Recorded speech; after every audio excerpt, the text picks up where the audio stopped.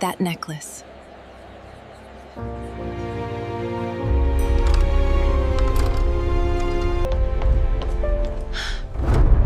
The first scream echoed across the marble ballroom just as every camera turned toward the stage. Crystal chandeliers shimmered above hundreds of the most powerful people in Seoul, but no one noticed the luxury anymore. They were staring at the tiny silver necklace dangling from the neck of a frightened little girl who clung to her mother's shaking hand. At the opposite end of the room stood Kang Jae-hyun, the man newspapers called the Shadow Chairman, the invisible ruler of an empire that stretched from legal corporations to the dangerous underworld nobody dared mention aloud. His expression had never cracked during negotiations worth billions of dollars. It did now.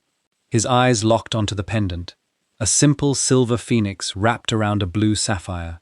His breathing stopped. "Where did she get that necklace?" he asked, his voice barely louder than a whisper.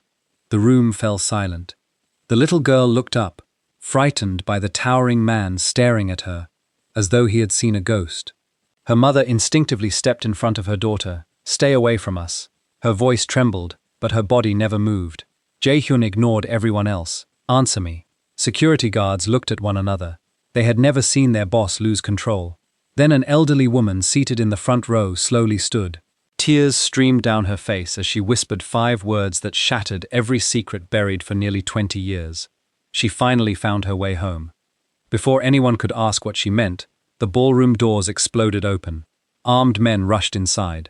Someone shouted, "Protect the chairman." Glass shattered. Guests screamed. The little girl disappeared into the chaos. Jae-hyun turned, only to see the single mother vanish into the terrified crowd, still wearing the necklace he had spent half his life searching for. He didn't know her name. He didn't know why she had it. But he knew one thing. Nothing about that night was a coincidence. And he would burn every secret to the ground until he found the truth. If stories about impossible love, hidden family secrets, and unexpected second chances keep you watching until the very last moment, take a second to like this video, subscribe to the channel, and tell me where you're watching from in the comments. Because this story begins with a rescue, but it ends with a truth no one was prepared to face. 3 months earlier, rain soaked the narrow streets of Busan, until the city lights blurred into rivers of color across the pavement. Nia Brooks adjusted the hood of her faded coat as she hurried through the storm with her 7-year-old daughter, Amara, tucked safely beneath a large umbrella. Busan had never felt like home. It was simply the city where nobody knew her past. She preferred it that way. Every morning she worked at a small restoration studio, repairing antique paintings for museums and private collectors. Every evening she returned to the tiny apartment she could barely afford. It wasn't glamorous, but it was peaceful. Peace had become more valuable than money years ago.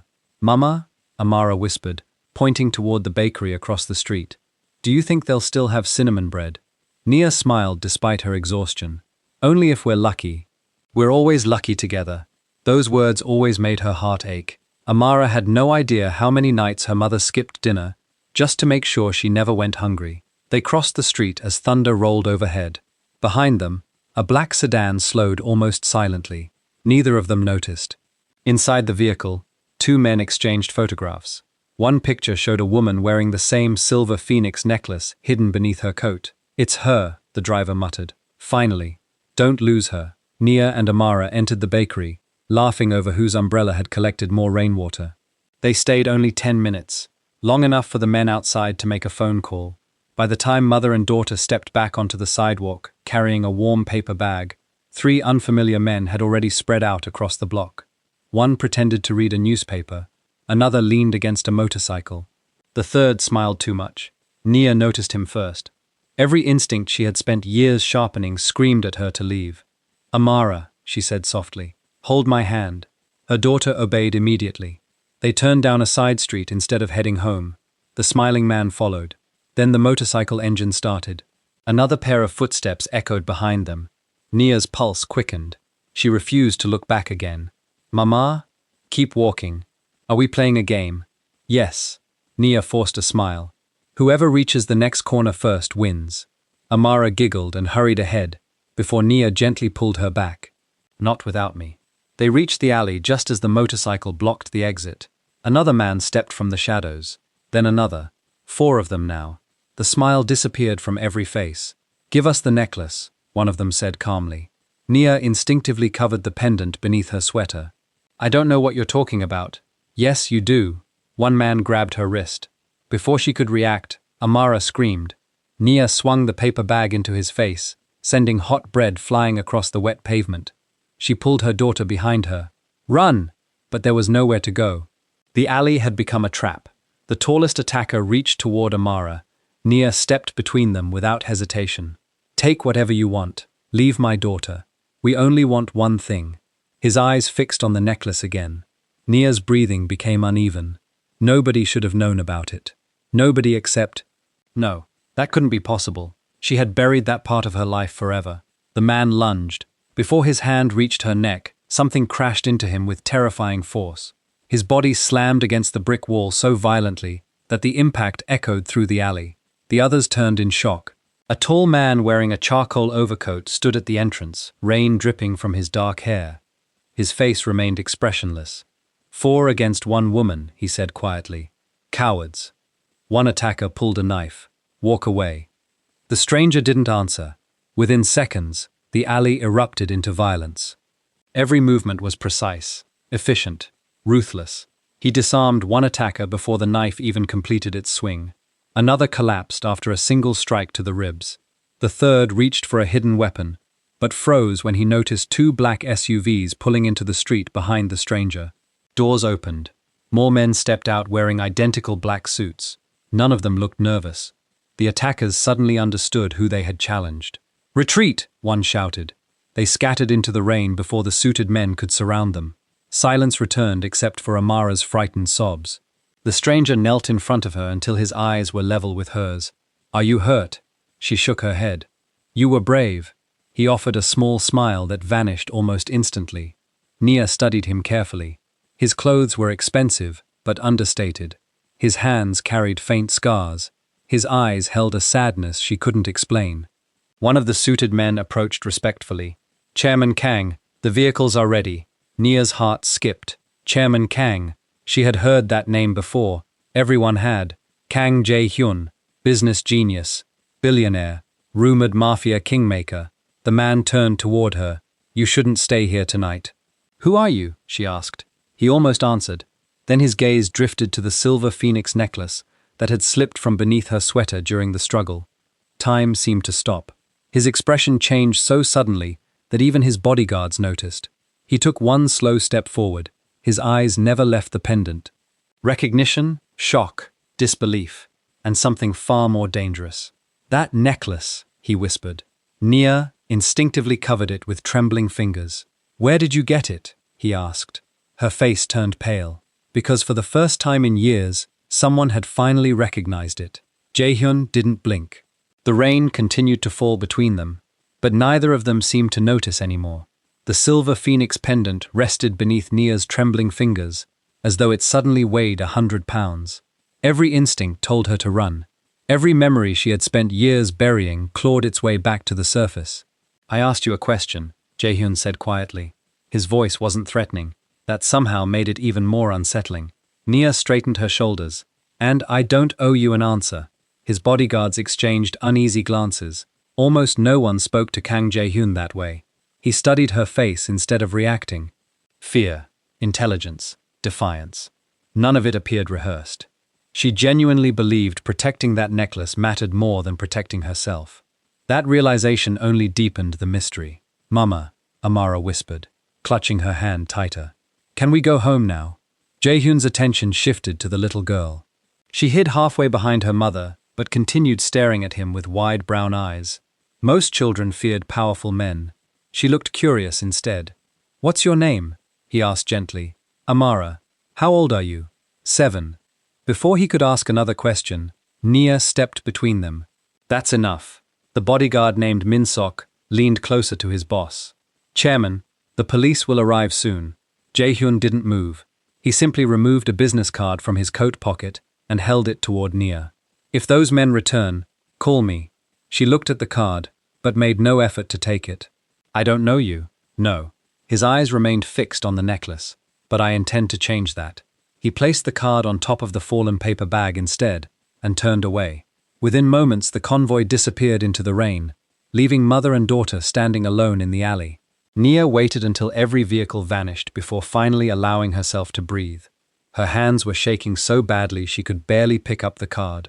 Across the front, embossed in black, were only 3 words. Kang Jae-hyun, chairman. No company name. No title beyond that. Just a private number printed beneath his name. It felt less like a business card and more like an invitation into a world she had spent years avoiding. "Mama?" Amara asked softly. "Why was that man looking at your necklace?" Nia forced a smile she didn't feel. "I don't know. It was a lie." She knew exactly why it frightened her. She simply didn't know how it could be possible. Back inside their apartment, she locked the door twice before pulling every curtain closed. Amara sat quietly on the couch coloring, while Nia walked to the bedroom and opened an old wooden box hidden beneath loose floorboards. Inside were only 3 things: a faded photograph, with half its edges burned away, a folded letter she had never found the courage to read again, and another silver phoenix necklace, identical. Her breathing stopped. She slowly lifted the second pendant into the light. 2 necklaces, exactly the same, one around her neck, one hidden beneath her floor for 7 years. "No," she whispered, "that's impossible." She remembered the night her grandmother had pressed the pendant into her palm. "Never let anyone see this unless your life depends on it." "Why?" young Nia had asked. Her grandmother had looked toward the window as though someone might be listening. "Because there are people who kill for what this represents." Before Nia could ask another question, the old woman had suffered a heart attack. She died without explaining anything else. Nia had spent years believing it was simply the frightened warning of an elderly woman. Tonight proved otherwise. Someone really had come looking for it. Across the city, inside the highest floor of the Hansong Tower, Jae-hyun stood silently before a wall-sized window overlooking Seoul's glittering skyline. Min-sok entered carrying a digital tablet. "We traced the attackers." "Who hired them?" "They used disposable phones, false identities, and stolen vehicles." "Professionals, yes." Jae-hyun nodded once. "What about the woman?" "Her name is Nia Brooks. 32 years old. Restores antique artwork. Originally from the United States." Jae-hyun frowned. "Originally?" "She entered Korea 8 years ago under a work visa and never left." "Family?" "Only a daughter." Min-sok hesitated. "No husband, no criminal record. No financial irregularities." Jae-hyun turned away from the window. "Dig deeper. We've already searched everything. You searched documents." His expression hardened. "I want her history before the documents." Min-sok understood immediately. The chairman wasn't asking for public records. He wanted the hidden life, the one people buried. "Yes, chairman." After the bodyguard left, Jae-hyun unlocked a private safe, concealed behind a bookshelf. Inside lay several old files and a velvet case. He opened it slowly. Resting inside was the other half of a broken silver phoenix emblem. Not a necklace, a crest. The missing section had vanished nearly 20 years ago on the night his father was murdered. Officially, Kang Sung-min had died during a robbery. Unofficially, Jae-hyun had spent half his life believing someone inside their own organization had betrayed him. Before dying, his father had spoken only one sentence: "Find the phoenix before they do." At 12 years old, Jae-hyun hadn't understood. At 36, he understood only slightly more. Every trail had ended in death. Every witness had disappeared. Every clue had been erased. Until tonight. He closed his eyes and pictured Nia protecting the necklace instead of herself. She wasn't wearing jewelry. She was guarding a secret. And somehow, that secret was connected to his father's last words. The next morning, Nia decided not to take Amara to school. Something felt wrong. She couldn't explain it, but the silence outside their apartment seemed unnatural. She peeked through the curtains. A black sedan sat across the street. It hadn't been there before. 10 minutes later, another vehicle parked behind it. Different model, different driver, same dark windows. She stepped away from the window. Someone was watching the building. The question was who? The men from the alley? Or Kang Jae-hyun? Before she could decide, someone knocked gently on her apartment door. 3 slow knocks, then silence. Amara looked up from the breakfast table. "Are you expecting someone?" Nia shook her head. Another 3 knocks. She walked quietly toward the door without making a sound. Looking through the peephole, she froze. Standing in the hallway was an elegant, elderly Korean woman, dressed in cream-colored silk. She held a single white flower in one hand. The moment the woman looked directly toward the peephole, she smiled. Then she spoke words that drained every drop of color from Nia's face. I've been searching for the child with the phoenix necklace for 19 years, and somehow, she already knew Nia was standing behind the door. Nia's hand remained frozen on the doorknob. Every instinct screamed at her not to open it. Yet the elderly woman's voice held no urgency, no threat, only a strange sadness that settled into the quiet hallway, like an old memory finally returning home. "Mama?" Amara whispered from the kitchen. "Who's there?" Nia forced herself to answer without taking her eyes from the peephole. "Stay where you are." The woman outside smiled faintly, as though she had heard every word through the wooden door. "You protect her well," she said. "Your grandmother would be proud." Nia's heart lurched. No one in Korea knew about her grandmother. No one. She unlocked the first lock but kept the security chain fastened. The door opened only a few inches. "Who are you?" she demanded. The woman bowed her head politely. "My name is Han So-yeon." Her silver hair was neatly pinned back, and despite her age, her posture remained perfectly straight. "I came because there isn't much time left." Nia didn't respond. "May I see the necklace?" "No." "Good." The older woman nodded. "That means you've learned at least one lesson." Nia frowned. "What are you talking about?" Instead of answering, So-yeon slowly raised the white flower in her hand. Hidden beneath its ribbon was a tiny silver charm, shaped like half of a phoenix. Nia's breath caught. It matched the pattern engraved on her pendant. "How do you have that?" "Because I buried the other half with someone I loved." Before Nia could ask another question, footsteps echoed from the stairwell. Heavy footsteps. Several people. So-yeon's expression changed instantly. "They're here sooner than I expected." "Who?" "Close the door." Nia hesitated. Then she heard it herself. Men's voices. Fast, purposeful, moving up the stairs. So-yeon stepped back from the apartment. "Do not let them see me." "What?" "Please." The footsteps grew louder. Nia made a decision without understanding why. She shut the door. Through the peephole she watched So-yeon walk calmly toward the elevator, just as 4 men in dark jackets emerged from the stairwell. None of them looked like police. One approached her. "Ma'am, have you seen a woman with a child?" So-yeon smiled politely. "Only in my memories." The man frowned. "We're asking a serious question." "So am I." She entered the elevator. The doors closed. The men exchanged frustrated looks before splitting up through the hallway. One stopped directly outside Nia's apartment. He listened. Amara accidentally dropped her spoon. The tiny clink sounded impossibly loud. Silence. Then, another knock. Harder this time. Apartment inspection. Nia didn't move. Open the door. Nothing. The man waited another 10 seconds before walking away. Only after their footsteps disappeared did Nia finally exhale. Downstairs, So-yeon stepped out of the elevator and into the waiting back seat of a black luxury sedan. "Drive," she told the chauffeur. "Did you find her?" he asked. She looked back toward the apartment building until it disappeared from view. "Yes." "Is she the one?" Tears gathered in her eyes. "I'm afraid she is." Across the city, Kang Jae-hyun was halfway through a board meeting when Min-suk interrupted, despite strict orders never to do so. Every executive around the conference table fell silent. "Chairman, this had better matter." "It does." Min-seok handed him a photograph. It showed security footage from outside Nia's apartment taken only minutes earlier. Jae-hyun immediately recognized the elderly woman. His chair scraped across the floor as he stood. "Where did you get this?" "Our surveillance team." "When?" 23 minutes ago." Jae-hyun stared at the image. Han So-yeon, the woman who had vanished 19 years earlier. The woman everyone believed had died in a ferry accident. The woman who had once served as his father's closest advisor. Impossible. He looked up sharply. "Find her. We're trying." "No." His voice turned cold enough to silence the entire room. "You're failing. Start finding her." The executives watched in stunned silence as their chairman walked out without another word. None of them had ever seen him abandon a board meeting. Nia spent the afternoon pretending everything was normal for Amara's sake. They baked cookies together, read stories, folded laundry. But every few minutes she glanced toward the window.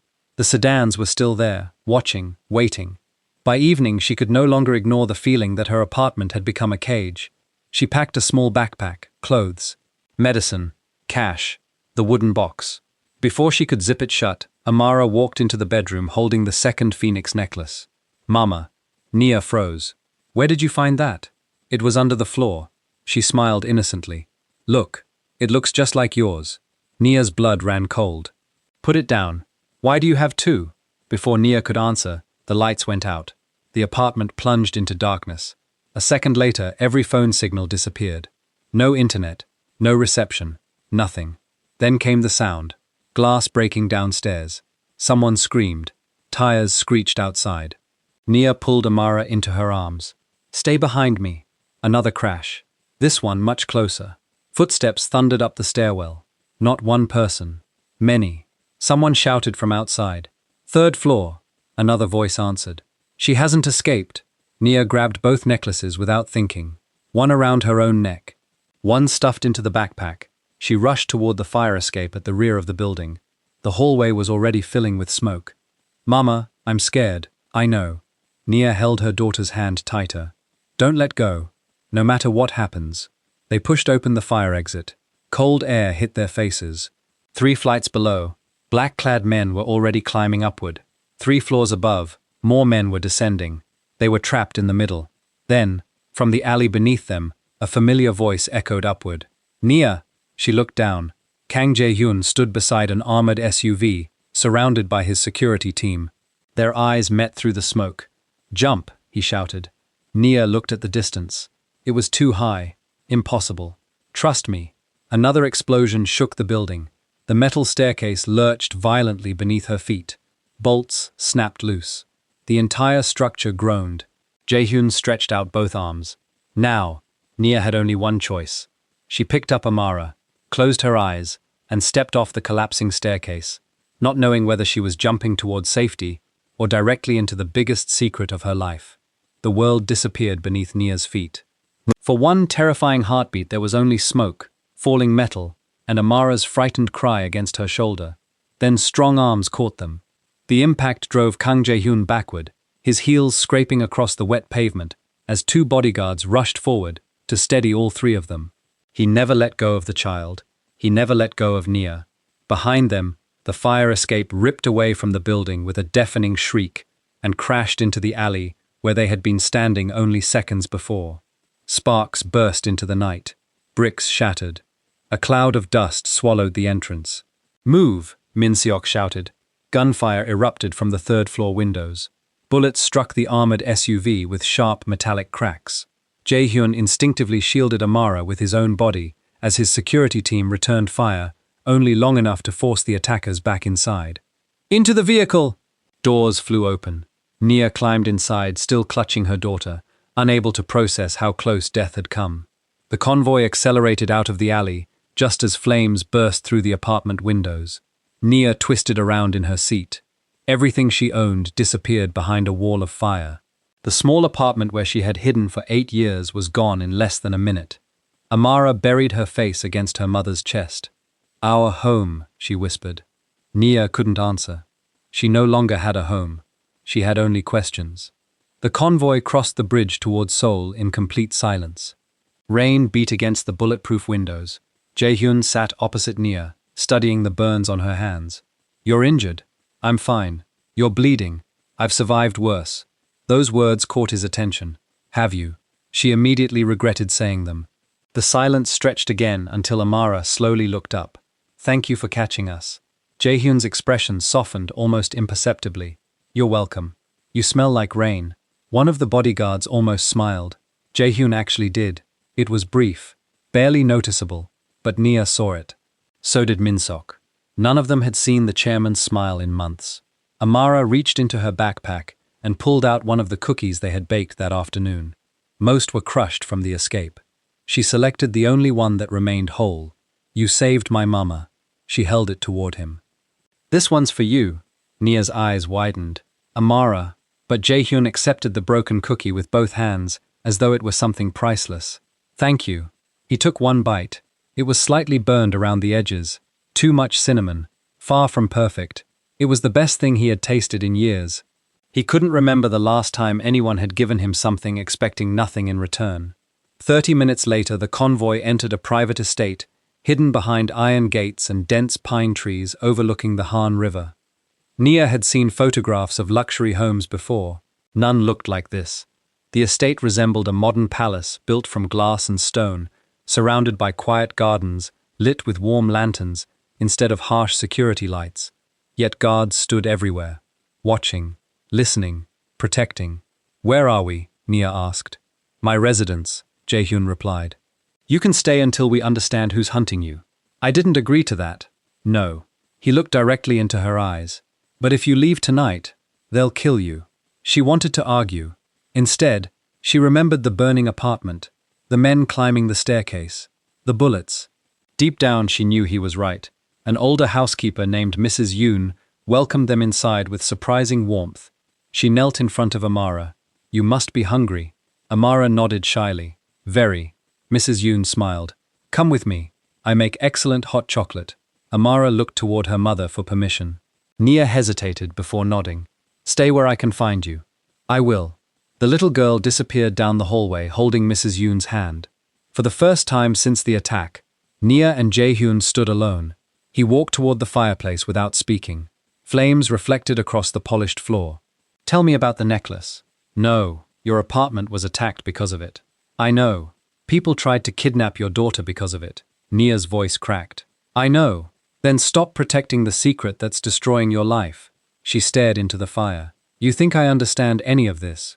He remained silent. She slowly removed the silver phoenix necklace from around her neck. "My grandmother gave me this when I was 13. She held it tightly instead of offering it to him. She told me never to let anyone take it." "Why?" She died before she could explain. Jae-hyun carefully reached into his coat pocket and removed a small velvet case. He opened it. Inside rested the broken silver crest he had carried since childhood. Nia's eyes widened. The engravings matched perfectly. Same craftsmanship, same phoenix, same sapphire stone. Only one difference. His piece had been snapped in half. "Where did you get that?" she whispered. "My father." He looked at the broken emblem instead of her. The night he was murdered. The room fell silent. Nia's fingers tightened around her necklace. "You're saying—" "I'm saying our stories crossed long before we met." Before either of them could continue, the front doors burst open. Min Sok entered at a run. "Chairman." Jae-hyun immediately stood. "Report. We found one of the attackers alive." "Where?" "Our interrogation site." "Did he talk?" Min Sok nodded once. "He gave us a name." Jae-hyun's face hardened. "Whose?" "The person who ordered the attack." Nia held her breath. Min Seok looked from Jae-hyun to the necklace in Nia's hand before speaking the name slowly. Han So-yeon. The room seemed to freeze. Nia's mind raced. That couldn't be true. Just hours earlier, the elderly woman had warned her. She had protected her, hadn't she? Jae-hyun's eyes narrowed. "Are you certain?" He repeated it 3 times before he died. Nia shook her head. "No." Both men turned toward her. "She could have exposed me this morning," Nia said. "Instead, she helped me." Min Sok remained expressionless. "Or she wanted you to believe that." The possibility struck Nia like ice water. Was the woman who knew her grandmother a protector, or the mastermind behind everything? Before anyone could answer, a small voice echoed from the hallway. "Mama?" Amara stood there holding her mug of hot chocolate. She looked confused. "Who's Han So-yeon?" No one noticed the elderly woman watching quietly through the estate's security camera from an unknown location. She touched an old photograph lying beside her. It showed 2 children standing together, nearly 25 years earlier. One was a young Kang Jae-hyun. The other was a little black girl wearing a silver phoenix necklace. As tears rolled down her cheeks, So-yeon whispered to herself, "I've already lied to them once. I don't know if they'll survive the truth a second time." The room fell into a silence so complete that even the crackling fireplace seemed too loud. Amara looked from her mother to Jae-hyun, sensing that every adult around her had suddenly become afraid of the same invisible thing. Nia walked toward her daughter and gently took the mug of hot chocolate from her hands before kneeling. "Mrs. Yoon is waiting for you upstairs. But, please." Amara searched her mother's face for a moment, then nodded. Before leaving, she turned toward Jae-hyun. "You'll still be here?" He gave a single reassuring nod. "I promise to keep you safe." Satisfied, she disappeared upstairs. Only after her footsteps faded did Jae-hyun speak again. "Bring the prisoner in." Min-seok lowered his eyes. Chairman, he died before our medical team could stabilize him.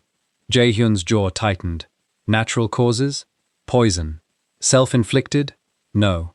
Min-seok placed a tiny transparent capsule on the table.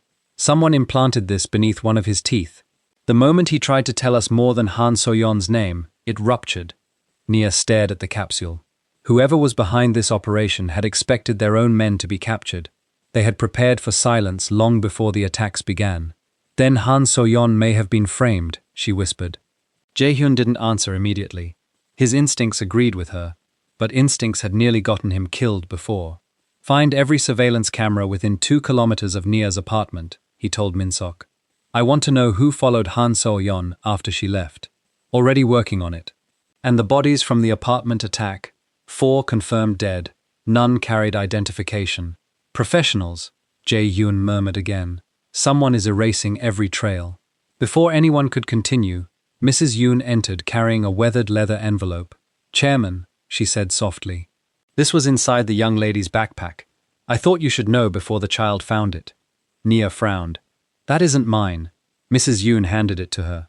The envelope had no writing on the outside, except for one small symbol embossed into the wax seal. A phoenix. Not silver, gold. Nia's fingers trembled. I've never seen this before. Open it, Jae-hyun said quietly. She broke the brittle seal. Inside was a folded letter and a small black and white photograph. The photograph stole the air from her lungs. A young woman with braided hair stood beside a smiling Korean man, wearing an expensive tailored suit. Between them sat an old wooden table. On the table rested 2 silver phoenix necklaces. One belonged to the woman, the other belonged to the man. Nia recognized the woman instantly. My grandmother, she whispered. Jae-hyun's eyes shifted to the man. His heart stopped. My father. Neither of them spoke for several seconds. 2 people from completely different worlds, smiling together. Not as strangers, as friends. Perhaps even family. Nia unfolded the letter. The paper had yellowed with age. The handwriting was elegant but hurried. If you are reading this, then we have failed. The phoenix was never a treasure, it was a promise. 2 families swore that one would protect the other if darkness ever returned. If the children survive, they must never know each other until the time is right. If they meet too soon, both bloodlines will be hunted. Trust only Han So-yeon. She alone knows the final truth. The letter ended without a signature. Nia looked up slowly. This changes everything. No, Jae-hyun replied. It changes almost nothing. She frowned. What do you mean? Someone still wants you dead. Almost on cue, Min-seok's phone vibrated. He answered, listened for less than 10 seconds, and his expression darkened. Chairman, we found Han So-yeon. Alive? Barely. An hour later, Jae-hyun's convoy stopped outside an abandoned chapel overlooking the sea. The wind carried the scent of salt and rain. Police had not yet arrived. Min-seok led them inside. Candles burned across the cracked stone floor, though no one had lit them recently. Han So-yeon lay against the altar, breathing with difficulty. Blood stained the front of her cream-colored dress. Nia rushed forward instinctively. Who did this? So-yeon smiled weakly. Someone who has waited longer than all of us. Jae-hyun knelt beside her. Tell me who ordered my father's murder. She looked into his eyes with overwhelming regret. I did not betray your father. Then who did? She coughed painfully. The man, standing closest to you. Jae-hyun turned instantly. Min-seok stood only a few feet away. Their eyes met. For a split second, no one moved. Then Min-seok sighed. I hoped she would die before we found her. Nia felt her blood turn to ice. Jae-hyun stared at the man who had stood beside him for 12 years. You? Min-seok slowly removed the earpiece from his ear and placed it on the floor. Not just me. His calm voice no longer sounded familiar. My father served the organization before yours did. We spent 2 decades cleaning up the mistakes your family refused to make. You murdered my father? No. A faint smile crossed his face. I watched. Jae-hyun lunged. Min-seok was faster. A flash grenade exploded between them, filling the chapel with blinding white light.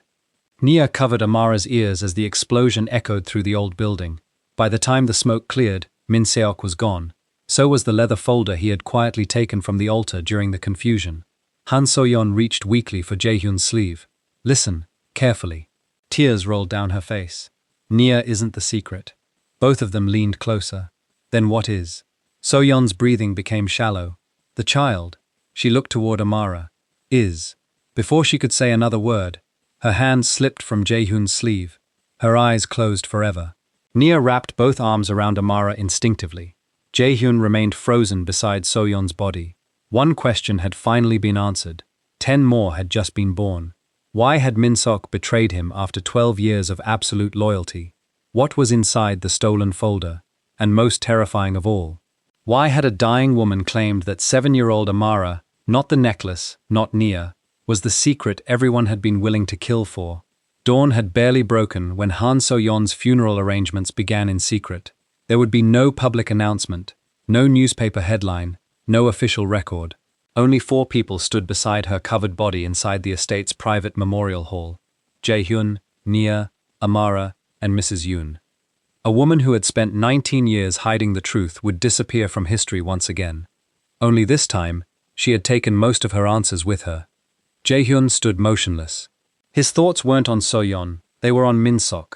For 12 years he had trusted him with everything, his business, his security, his life. Which meant one horrifying possibility had become unavoidable. Every move Jaehyun had made during the last 12 years, someone else had known first. His phone vibrated. An unknown number, he answered. Min-seok's voice filled the silence. You always did answer on the first ring. Jaehyun's expression never changed. Where are you? You'll find out. You killed innocent people. I protected a future. You murdered my father. No. A pause. Someone much closer to him did. Jaehyun's grip tightened. Stop lying. I'm done lying. Another pause. Bring Nia and the girl to the Grand Aurora Hotel ballroom tonight. Jaehyun said nothing. If you don't, every person who ever helped Nia disappear 8 years ago dies before sunrise. The line went dead. By afternoon, Jaehyun had made his decision. We're going. Nia looked at him in disbelief. That's exactly what he wants. I know. It could be a trap. It is. Then why? Because he's no longer hiding. He looked directly at her. Which means neither should we. That evening, the Grand Aurora Hotel glittered beneath thousands of lights. A charity gala had drawn politicians, corporate executives, foreign diplomats, and nearly every influential family in Seoul. Nobody knew they had been invited merely to serve as witnesses. Nia stepped from the car wearing a midnight blue gown Mrs. Yoon had insisted she borrow. She had protested. Mrs. Yoon smiled. If you're going to face your past, don't let fear choose your clothes. Amara wore a simple white dress. The silver phoenix necklace rested against her chest. Nia had wanted to hide it. Jaehyun stopped her. If Min-seok wants it seen, let him believe he controls the story.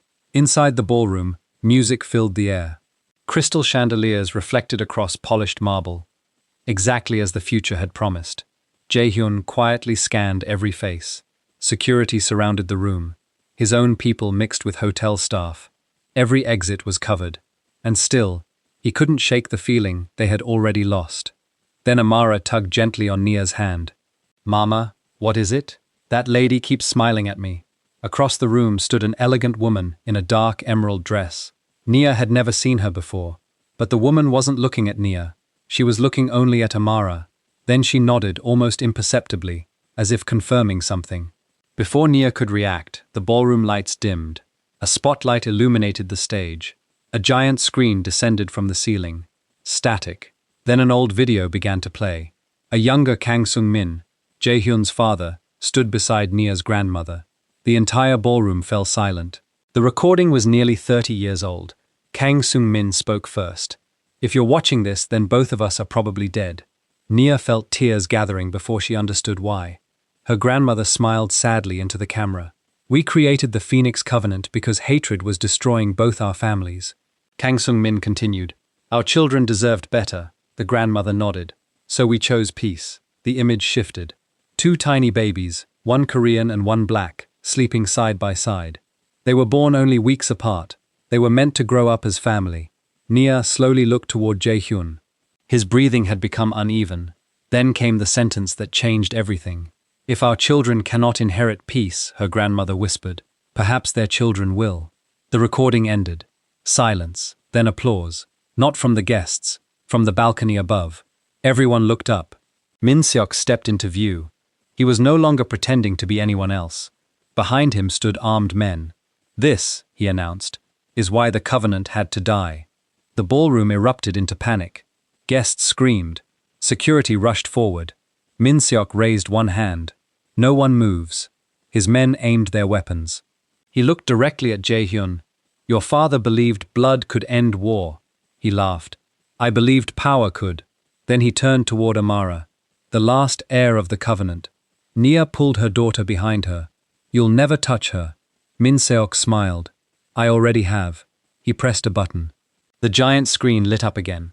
This time it displayed bank records, court documents, birth certificates, and DNA reports. Every forged document used to hide Nia after she fled years earlier. Every secret, every lie, displayed before hundreds of witnesses. Then came the final file. Confidential. Project Phoenix. The ballroom became silent again. Min Seok looked almost disappointed. "They still don't understand." He sighed. "So let me explain." He looked directly at Amara. "You were never hunting the necklace." Nia's heart pounded. "What are you talking about?" "The necklace was only a key." He smiled. "Your daughter, you, is the final living legal beneficiary of every asset protected under the Phoenix Covenant." Gasps spread through the ballroom. The businesses, the land, the charitable foundations, the offshore trusts, the peace agreement. It was all transferred to a child whose existence no one could find. Nia stared in disbelief. Jae-hyun finally understood. The Covenant had never been about hidden treasure. It had been about preventing powerful families from turning wealth into war again. Amara had unknowingly become its final guardian, which made her the biggest obstacle to anyone who wanted absolute control. Min Seok slowly raised his pistol. "I'm tired of obstacles." Before anyone else could move, a single shot echoed through the ballroom. Min Seok looked down. Blood spread across his jacket. Confusion filled his face. He turned. The woman in the emerald dress stood behind him, holding a small pistol. "I served your father," she said quietly. "Not you." Min Seok staggered backward. You forgot something." She lowered the weapon. "Loyalty cannot be stolen." Min Seok collapsed onto the balcony floor. His weapon slid from his hand. Police officers stormed into the ballroom seconds later. His remaining men surrendered almost immediately. The nightmare that had lasted decades ended in less than 2 minutes. 3 months later, spring had returned. The gardens outside Jae-hyun's estate bloomed with white camellias. For the first time in years, no guards watched every tree. No unknown cars waited outside the gates. No one was hunting anyone. Amara laughed as she chased butterflies across the lawn. Mrs. Yoon pretended she couldn't catch her. She was losing on purpose. Nia watched from the terrace. Jae-hyun joined her, carrying 2 cups of tea. "It's quiet," she smiled. "I'd forgotten what quiet sounded like." He looked toward Amara. So had I. Several moments passed, comfortable, unforced. The kind of silence earned after surviving too much together. Finally he spoke. "I have one question." She raised an eyebrow. "What is it?" "When all of this started, why did you trust me enough to jump?" Nia looked toward the garden where Amara was laughing, then back at him. "I didn't." He blinked. "I trusted the man who caught my daughter before he caught me." For the first time in many years, Kang Jae-hyun laughed without restraint. Real, warm, free. He reached for her hand. This time, she didn't pull away. She intertwined her fingers with his, not because she needed someone to rescue her, but because they had both finally laid down the weight they had carried alone. The Phoenix necklace no longer symbolized fear. It symbolized a promise kept, a family restored, and a future chosen instead of inherited. If this story stayed with you until the very end, don't forget to like this video, subscribe, and share it with someone who believes that even the deepest scars don't have to define the rest of your life. And before you go, tell us in the comments, promise, because sometimes the strongest families are the ones built by courage, trust, and the choice to protect one another.